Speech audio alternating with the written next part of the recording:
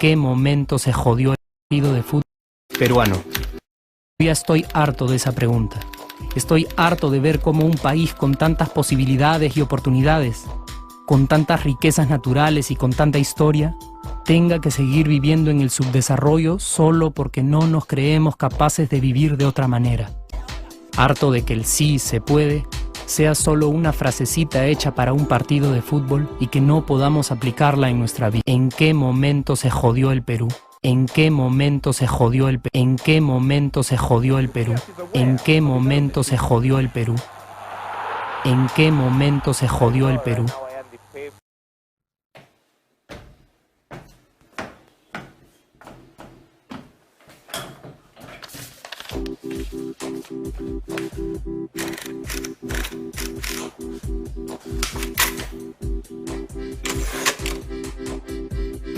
Peruano.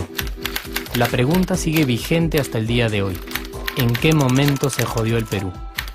Hace décadas que buscamos la respuesta y siempre terminamos echándole la culpa a quienes nos han gobernado.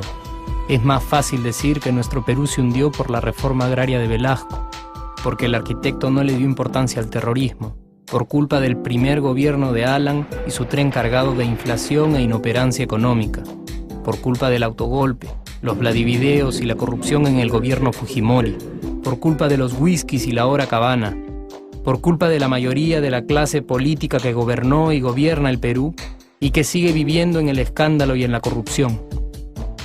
Pero por más que querramos deslindar nuestra responsabilidad por la crisis social que asfixia al Perú, compartimos demasiados hábitos que nos hacen muy parecidos a quienes culpamos y criticamos, porque aún creemos que la criollada se tiene que celebrar como si fuera parte del orgullo nacional. Somos vivos y por eso compramos facturas para pagar menos impuestos. Ganamos los trabajos no por nuestro esfuerzo o talento, sino gracias a una pequeña coimisión. Nos colamos en la fila para que nos atiendan primero, aceleramos en ámbar y nos pasamos la luz roja, porque así llegamos más rápido. Somos tan vivos que si no encontramos estacionamiento, nos ponemos en el espacio azul reservado para las personas con discapacidad. Robamos la señal de cable, robamos electricidad y no nos consideramos ladrones. Reclamamos que haya justicia y se acabe la corrupción, pero le pagamos 5 soles a un policía para que no nos ponga papeleta o al juez para que abogue por nuestra causa. Jamás le damos el pase a un transeúnte en el cruce peatonal porque en el Perú, si no eres vivo, no eres nadie. Pero si somos tan vivos, ¿por qué le tocamos bocina al semáforo en rojo, como si este fuera a escuchar nuestra ansiedad? ¿Por qué tiramos la basura en la calle, como si la ciudad perteneciera a cualquiera menos a nosotros? ¿Por qué nos quedamos callados y no protestamos cuando el chofer de la combi no deja de cometer imprudencias? ¿Por qué estamos tan interesados en saber qué vedette trampea con qué jugador, en vez de conocer algo sobre nuestra historia, nuestra economía, nuestra literatura, o al menos saber cuáles son nuestros derechos más elementales? ¿Por qué sentimos que se nos hace un favor cuando un empleado del Estado nos atiende? ¿Por qué dejamos que un panetón sea el mejor argumento de un político para llevarse nuestro voto? ¿Por qué cuando alguien hace algo bien, decimos que parece hecho en el extranjero, como si eso fuese más meritorio? ¿Por qué no nos sentimos orgullosos de nuestra diversidad cultural? ¿Y por qué, si somos tan vivos, seguimos alimentando este círculo vicioso que no nos deja avanzar como sociedad y nación?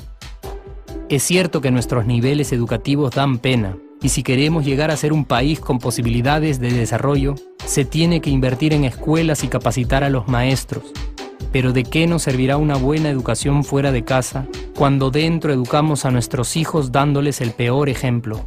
Es cierto que se necesitan medidas urgentes para frenar la ola de delincuencia y violencia que azota al país. Pero ¿de qué nos servirá pacificar las calles cuando en nuestros hogares la violencia física y psicológica parece haberse institucionalizado?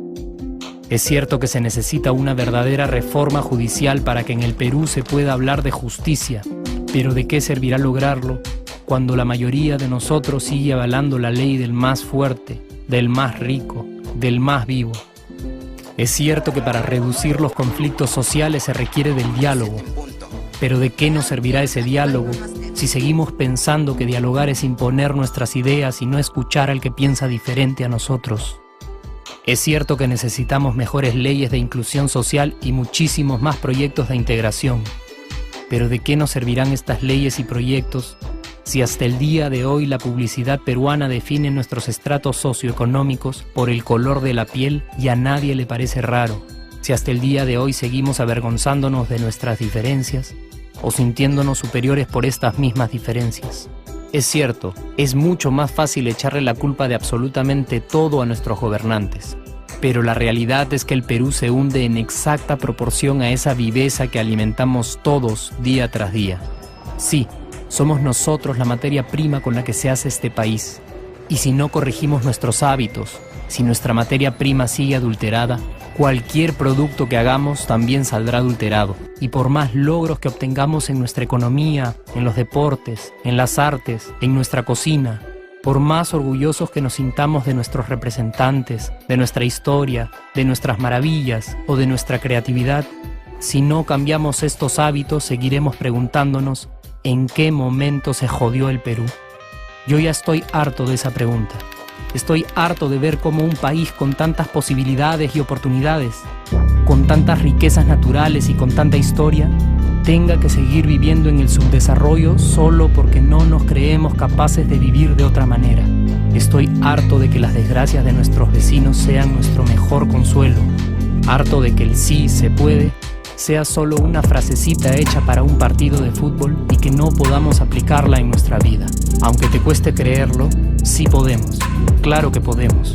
Pero depende de que tú y yo comencemos a trabajar en ello de una vez por todas.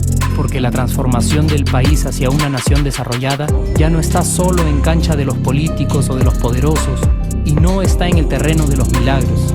La transformación del Perú está en la capacidad que tengamos de hacernos responsables de nuestros actos y de rebelarnos contra nuestra viveza.